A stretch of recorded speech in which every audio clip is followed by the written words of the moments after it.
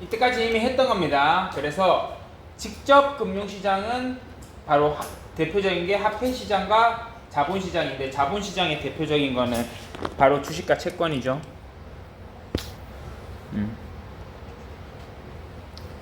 그리고 화폐시장에서는 콜시장 있고, 그 다음에 RP 있고, CD 어음시장이 있는데 나중에 추후에 뜻이 나옵니다. 지금 중요한 거는 우선 직접 금융시장에 자본시장과 외환시장, 화폐시장이 있다는 겁니다. 그래서 요거 중심으로 좀 봐주셨으면 좋겠고,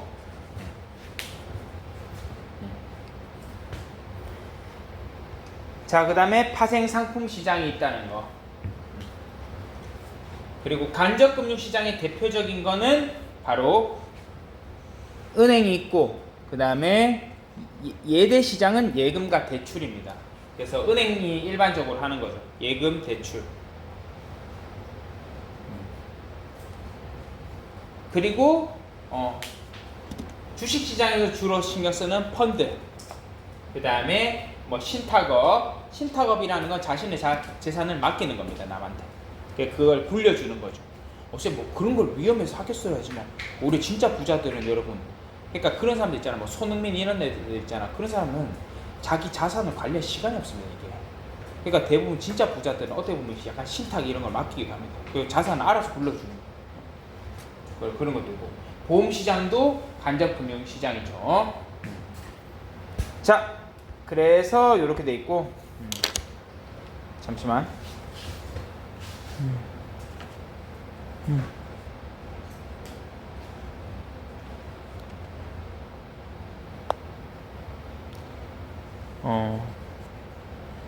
미안, 여기서 이래 쳐야 되는데 요거다 그냥. 그래서 비은행 예금 취급기관은 은행과 유사한 여수신, 빌려주고 돈을 받는 업무도 할 수 있습니다. 하지만 영업 제한이 되면서 은행과 다른 규제를 받습니다. 대표적인 게 우체국이죠. 우체국도 대출도 되고 예금도 되는 측면이 있습니다. 근데 은행이랑 다르게 운영됩니다. 이거는.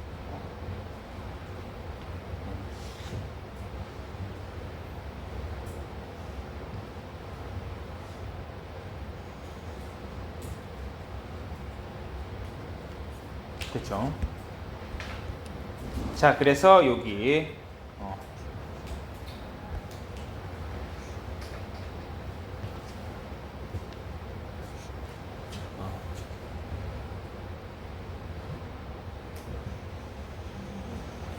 쭉 다 있나?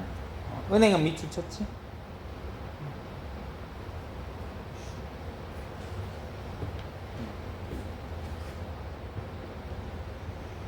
잘 안 보여?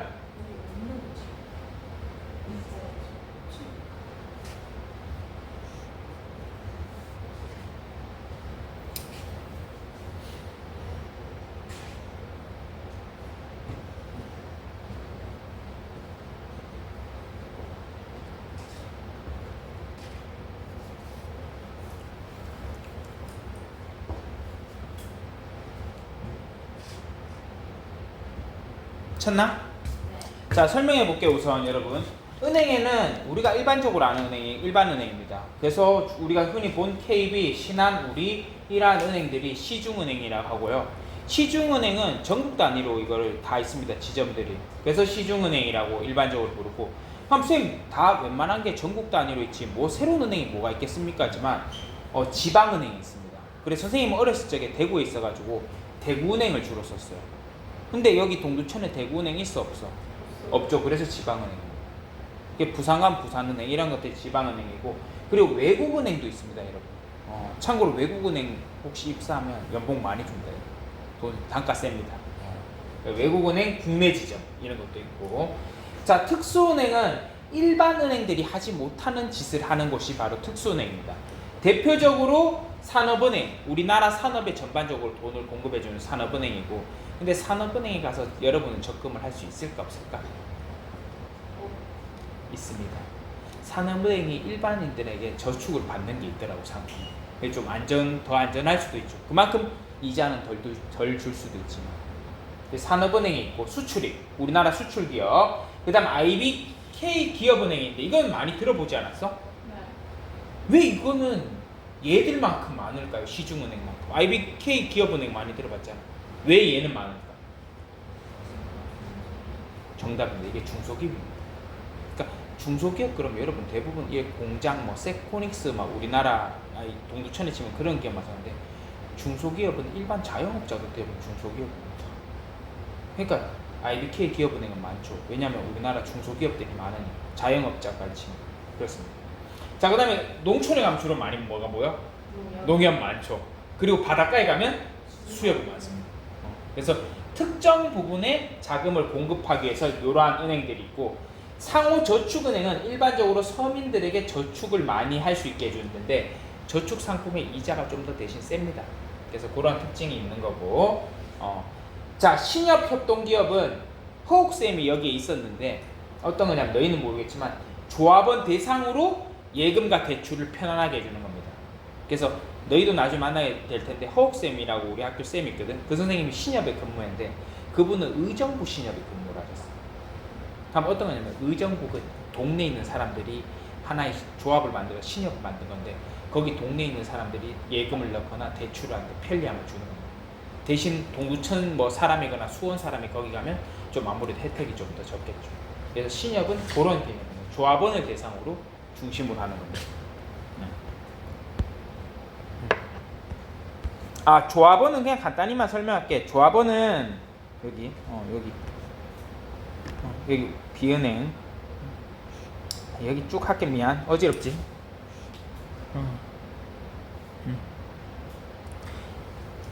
조합원은 거기 출자할 때 돈을 내고 들어가는 겁니다. 그게 조합원입니다. 아예. 그래서 우리 학교 매점도 그런 협동조합입니다. 하여튼 처음에 만들 때 처음 만들 때가 아니라 돈을 내고 내가 거기 회원되는 게 조합원입니다, 여러분.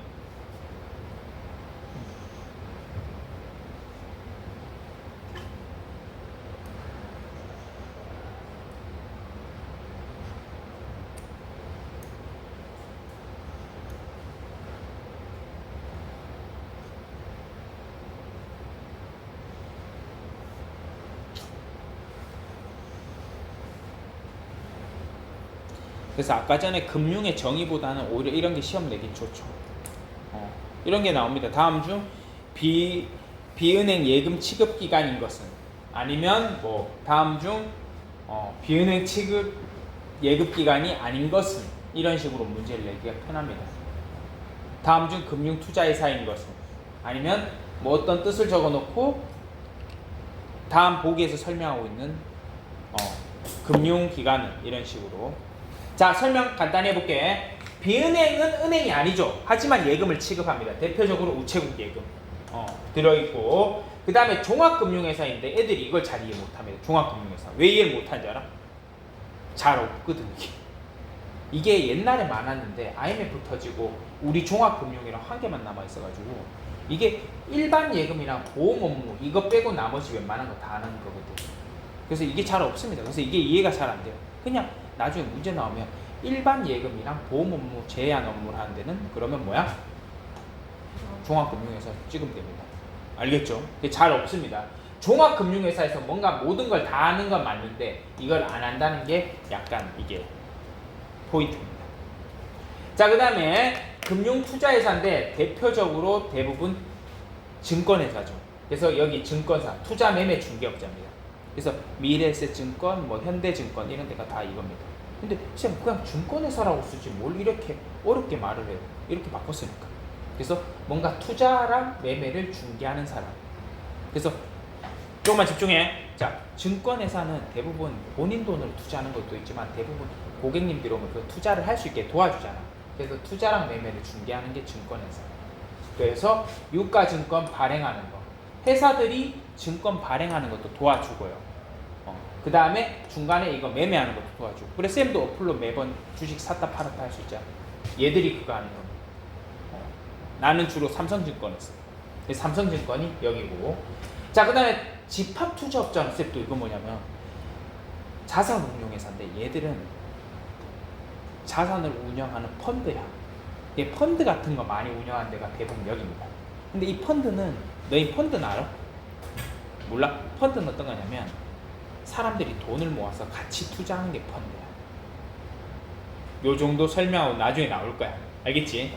그래서 2명 이상의 투자자로 모은 재산으로 이거를 같이 투자하는 게 펀드인데, 투자 신탁 펀드, 뮤추얼 펀드 같은 거를 운영한다는데 뒤에 나옵니다. 알겠죠? 대표적인 거지. 만약에 내가 집합 투자업자 하고 싶어. 그래서 내가 운영고 전효진 경제연구소 이런 거 만든 다음에, 투자 회사 만든 다음에 내가 사모펀드를 하나 운영해. 이때까지 팀 매각 나간 애들한테 돈을 한 100만 원씩 받아서 그걸로 내가 펀드를 운영해. 너희 물론 안 넣겠지. 안 넣겠지만 내가 운영해. 그런 게 펀드야. 근데 너희가 돈 주잖아? 하면 내가 그걸 가지고 막 주식 샀다 팔았다 하는 거야. 그래서 돈을 버는 게 이거야. 무슨 말인지 이해돼? 그러니까 이거는 어느 정도 좀 신뢰가 있어야지. 선생님 같이 하면은 아무도 안 투자하고 뭐 이렇게 자산 운용 회사들이 있습니다. 대부분. 이때까지 오래 했던 데들이 있어요. 그런 게 있고. 자, 뭐 이런 거는 투자 이렇게 어떻게 하면 되는지 알려주는 사람이고, 신탁은 돈을 이전 받아가지고 운영 실제로 해주는데, 이거 부자들이 많이 합니다. 그리고 자, 보험회사는 이제 쉽지. 생명보험, 손해보험. 자, 그래, 제 손소리지만 암 걸려서 아파. 그럼 어디서 돈을 받아야 될까? 생명. 자동차 몰다가 사고 났어. 어디? 손해. 요번에 그거 있던데, 어떤 그 사고 있었는데, 그래, 그거 썩 좋은 사건은 아닌데, 그 좋은 일도 아니지만 그거라 돼. 그 시청 알지? 인도에 9명 죽었는 거. 그거 지금 동부화재라 돼. 동부화재는 뭘까? 손해보험. 동부화재에서 이게 워낙 보험사고가 피해액이 크잖아. 돌아가신 분도 많고. 그냥 돌아가신 분들 있으면 그 돌아가신 분들을 어떻게 변상해야 될까? 돈이 의미가 없지만, 돌아가신 분들에게 동부화재에서 어떻게 그 사람들한테 보상해야 될까? 돈을 줘야지. 어떤 식으로 돈을 줘야 될까? 그 사람이 살았을 경우에 돈을 벌었는 금액을 쳐서 돈을 변상해야 돼. 이게 생각보다 이게 9명이다 보니까 사람도 많고, 그리고 피해액도 많은 거. 100억이 넘는 거지. 동부화재에서 변상해야 돼. 그러면 훨씬 더 그 변상 금액이 커져. 근데 물론 유가족한테는 그런 돈이, 돈이 의미가 있겠어. 진짜 멀쩡한 사람이 죽었는데, 누군가에게 남편, 누군가에게는 아빠, 이런 사람이 죽었기 때문에 그렇진 않지만, 하여튼 손해보험회사가 바로 그런 걸 변상하는 겁니다. 그래서 일반적으로 자동차 사고 나서 돌아가시면 이건 것 같아도 두 번째입니다. 그래, 하여튼 항상 조심해야지. 자, 소비자 보호 금융기관.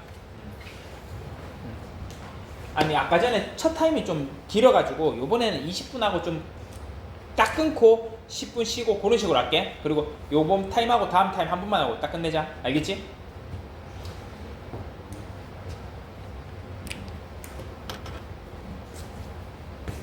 자, 금융계 경찰도 적어주세요. 요 문제 풀고 끝내면 되겠네. 요 문제 풀고 한 타임 끝내면 되겠네. 그리고 그 다음 조금 나가고 끝내면 되겠네. 오케이. 자, 가볼게. 자, 소비자 금융기관이 보호기관인데, 금융감독원은 금융계 경찰이야. 그래서 얘들이 주로 은행 이런 데도 다 가서 은행들이 잘못하잖아? 그럼 얘들이 다 잡아. 그게 금융감독원이야.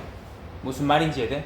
1학년들 내가 다음에 시간 있으면 2학년들 보여줬던 것 같은데, 그 돈이라는 영화 있거든? 그거 한번 보여주도록 할게. 보지 않았나? 그거 불법 그 주식 사기 이런 걸로, 브로커 이런 거 안 봤나? 어떤 거냐면, 어떤 사람이 증권회사 다니는 그 직원이 있어. 직원이 있는데, 봤지? 증권회사 직원이 주가 조작을 하는 거야. 주가 조작을 대신해 주는 거래. 그거를 얘들이 잡아. 얘들이 경찰이거든, 금융기관. 그래서 막 우리 은행이나 이런 데 들어가서 자료 갖고 오세요. 그럼 갖고 와야 돼, 우리 은행 직원. 그런 역할을 하는 겁니다. 자, 그리고 소비자보호원.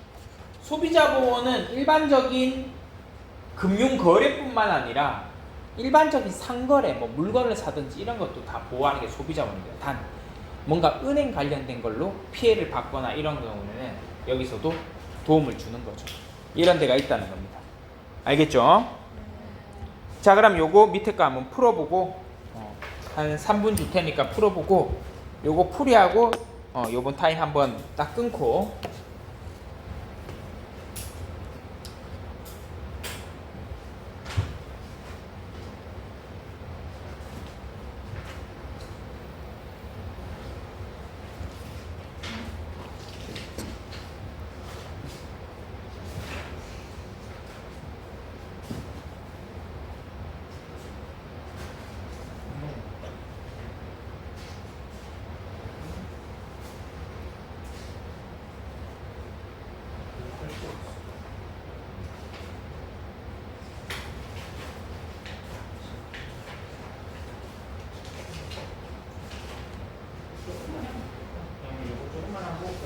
알겠지? 그 다음 뒷페이지 할 게 별로 없으니까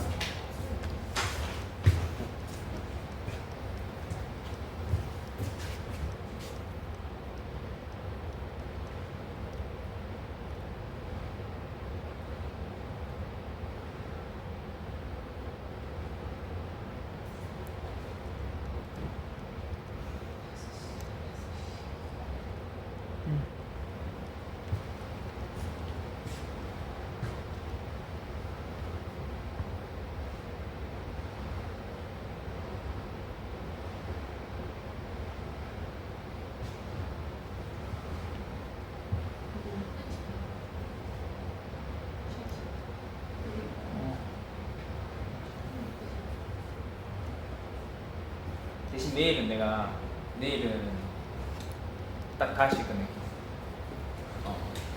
그냥 다시. 오늘은 한 타임만 더 하고 내일은 그냥 다시 딱 칼. 내일 4시 15분에 끝나는데. 4시 15분에 끝나? 네. 7분 시간을 내일 5시. 그래. 아니 나 내일 한 4시 15분이야? 네. 시간 그러면 야 4시 15분이면 5시면 거의 만나자마자 헤어지는 거 아니야?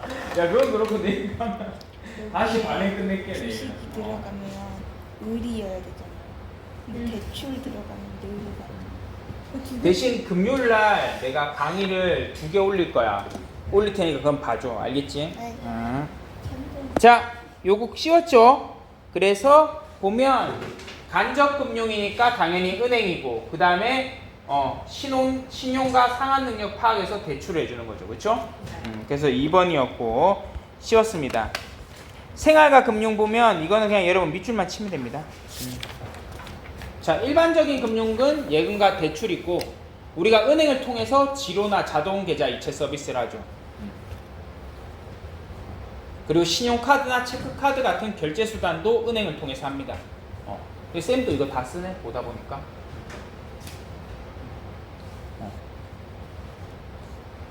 쌤은 돈을 자꾸 통장에 두면 다 써가지고 자동이체로 어디 그냥 묶어놔도 안 그러면 자꾸 돈을 다 쓰더라고 사람이. 그리고 신용카드나 체크카드 이런 것도 다 은행에 연결되어 있고 그 다음에 여기 전자금융은 여러분도 써봤지만 ATM기도 전자금융입니다. 24시간 이용할 수 있다 하지만 동두천에 있는 그 국민은행 ATM기는 11시 되면 거기 셔터문을 내리더라고요. 옛날에 갇혀볼 뻔했어.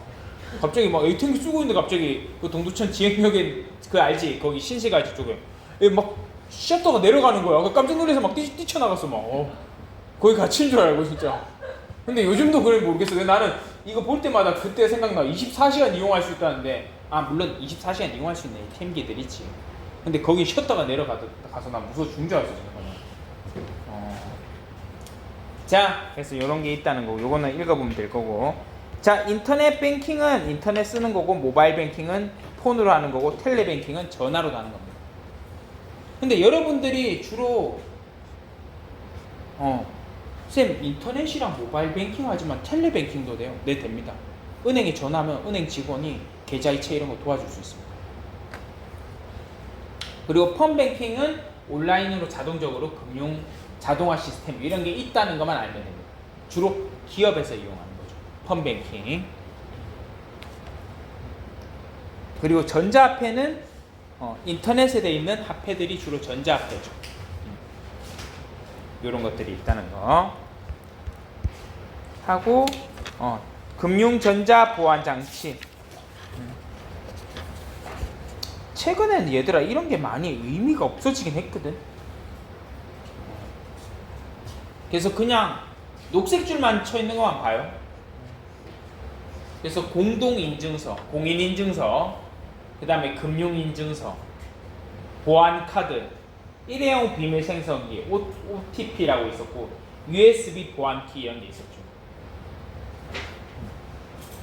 근데 최근 이게 별로 의미가 없는 게 요즘은 다 지문을 많이 해요. 이게 별로 의미가 없어졌어 그냥. 근데 아니면 비밀번호라거나, 그치? 그러니까 약간 옛날 버전인데 이게 전부 다. 쌤은 이거 다 써봤거든. OTP라고 이건 뭐냐면 쪼매난 기계인데 거기다 번호 누르면 일회용 비밀번호가 떠. 그걸 매번 누를 때마다 번호가 새로운 게 뜨고, 보안카드는 이렇게 보안카드인데 지금도 그 사람들 쓰는데 보안에 번호가 엄청 많아. 그래서 주로 이걸 가지고 공인인증서 이런 걸 만듭니다. 그런 게 있다는 것만 알아도 알겠지? 지금 내가 들고 있으면 한번 보여줬을 텐데 나도 잘 안 써.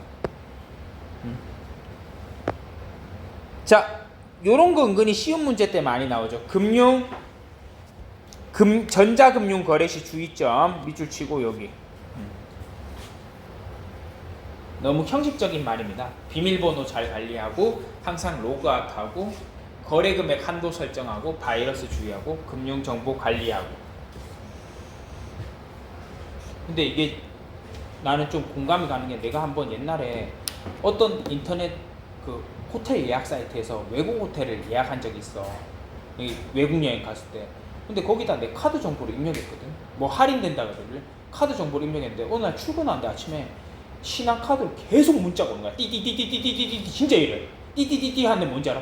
계속 내 카드로 결제되고 있는 거야. 소름이지. 근데 그게 네덜란드야. 그냥 누가 해킹해서 내 카드로 결제를 계속 하고 있는 거야 실제로.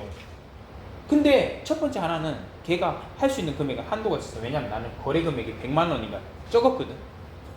그래서 쫄보해가지고 거래 금액을 작게 해놨어. 그래서 100만 원인데 걔가 띠띠띠띠 하다 딱 멈추더라고. 100만 원에서 딱 멈췄고. 그래서 중요한 게 뭐냐면 바이러스나 함부로 카드 정보를 어디 입력을 잘 하지 마. 특히 뭐 할인해 준다고 입력했다가 난 한번 당해본 적이 있어서. 그리고 또 방법이 하나 뭐냐면 해외 결제를 차단시킬 수도 있습니다. 그래서 항상 비밀번호도 잘 바꿔주고 로그아웃하고 이런 게 중요합니다. 시험에 이런 건 또 물어볼 수 있습니다. 자, 온라인 결제 시 주의해야 될 거. 여러분들이 뭐 온라인으로 물건을 살 때 역시 주의해야 될 건 이런 겁니다.